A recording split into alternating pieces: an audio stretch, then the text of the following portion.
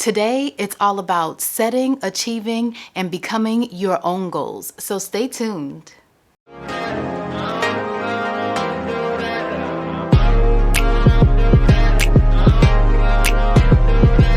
If we've never met before, my name is Monique Vassell, and here on this channel, I empower individuals like you on how to acquire financial health, as well as give out tools and tips on living the lifestyle in which you desire.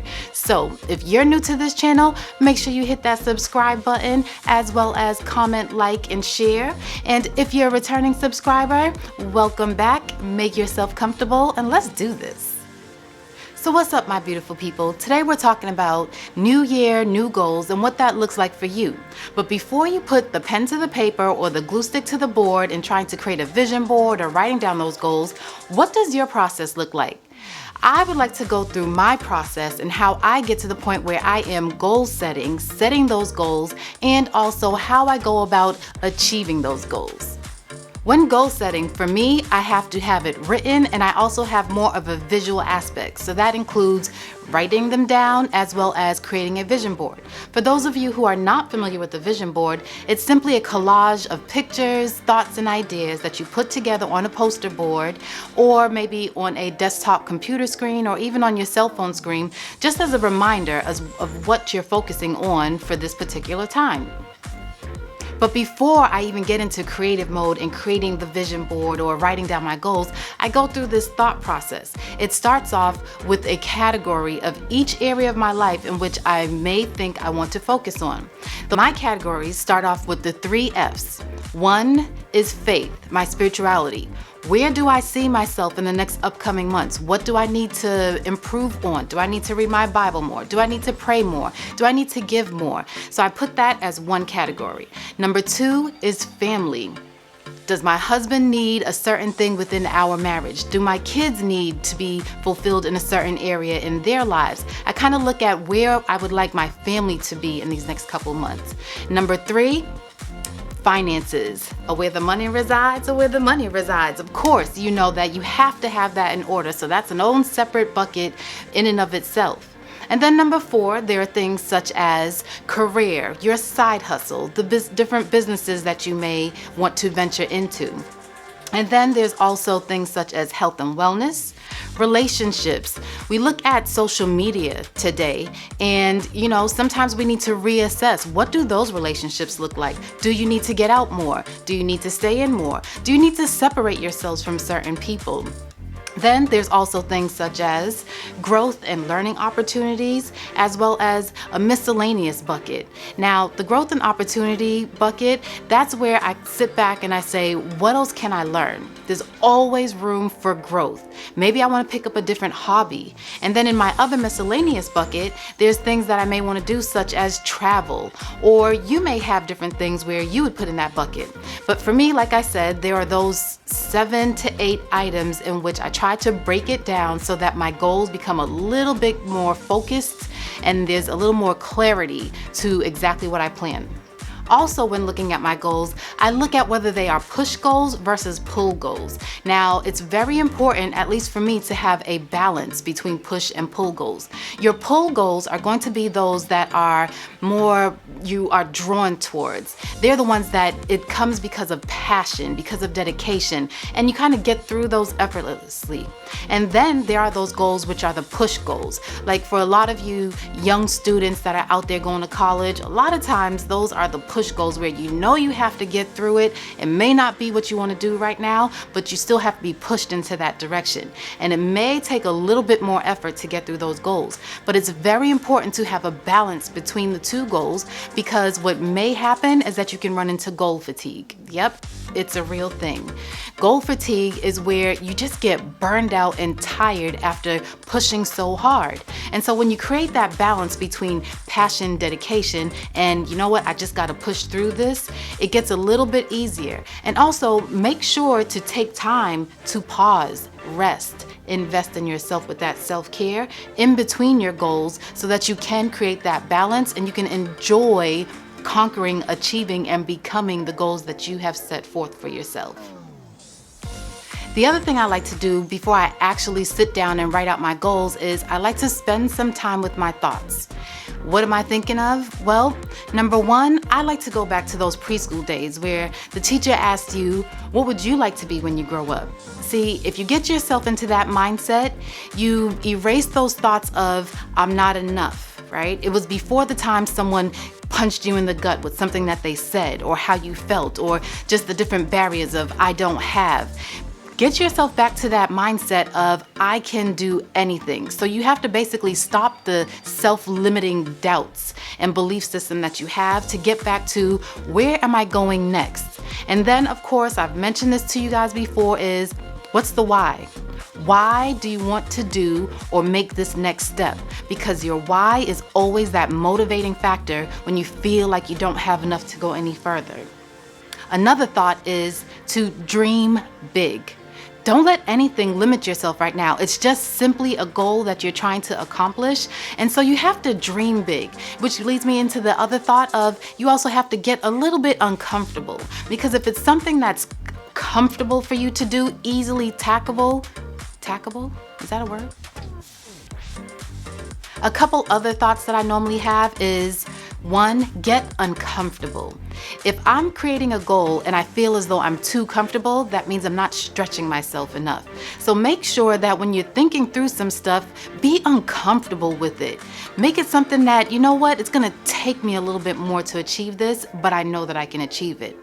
Because this is a new chapter that you are writing and you're the author, there's another thing that I want you to think of before you start your goals. That is, stop doing things that no longer serve a purpose. Because a lot of times we go through day after day, week after week, year after year, and we're doing things that no longer serve a purpose. And you know what those things are in your life.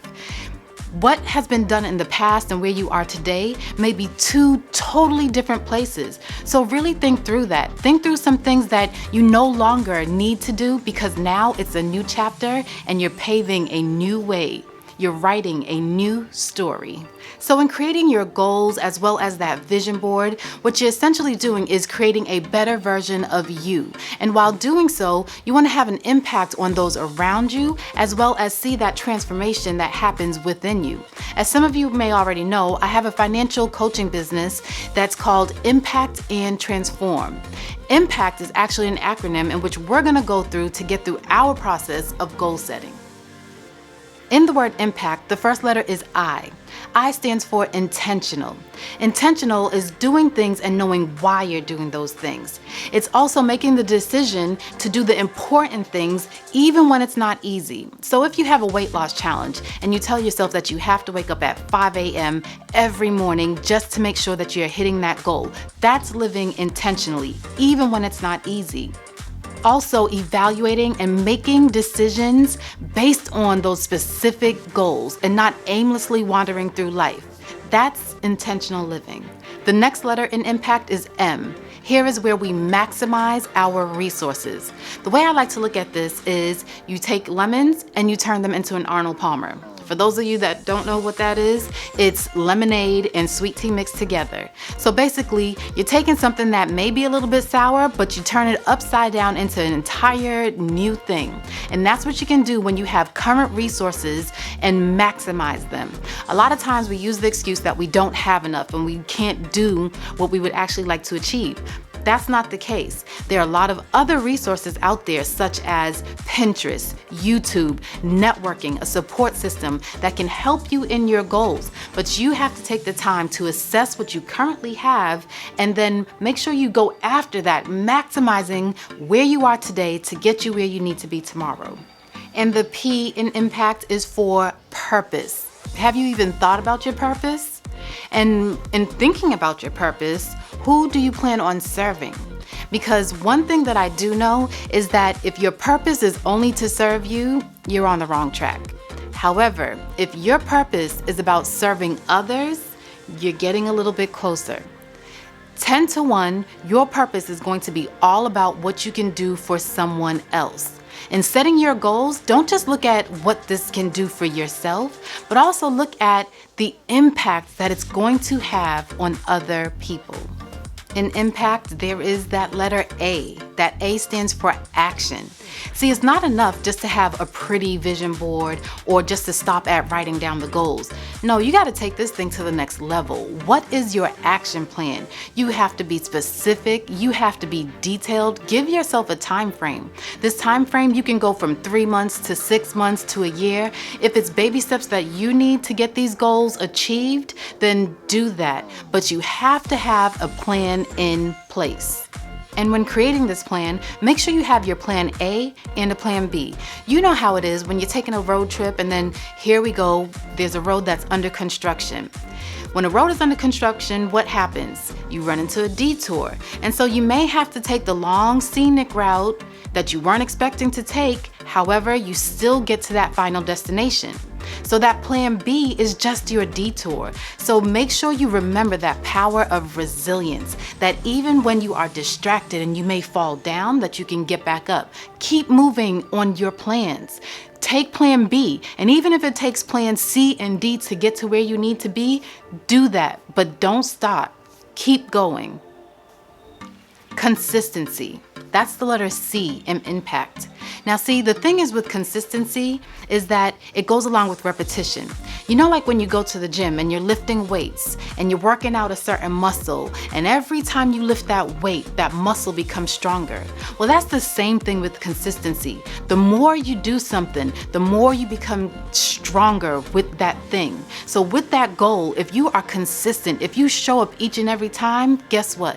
Consistency shows up before you do. You can step into a room and they'll know, oh, that's that chick that runs 5 miles every day. And they can see it just by the confidence, just by everything about you. You don't have to walk into the room and say, oh, this is what I do every day. No, they can see it before you even say it. When you are consistent, that is how your goals are achieved. But it just takes time. It takes going in and working that muscle, working that goal each and every day, and being intentional about working that muscle. That's how you'll achieve your goals. And then that last beautiful letter in impact is T, which stands for transformation. Girl, I can't tell you any other way but to show you. See, here's the thing with transformation. You feel it and you can see it. And it doesn't matter what it is in your life. But when that transformation happens, you know it happens. And it is the best feeling.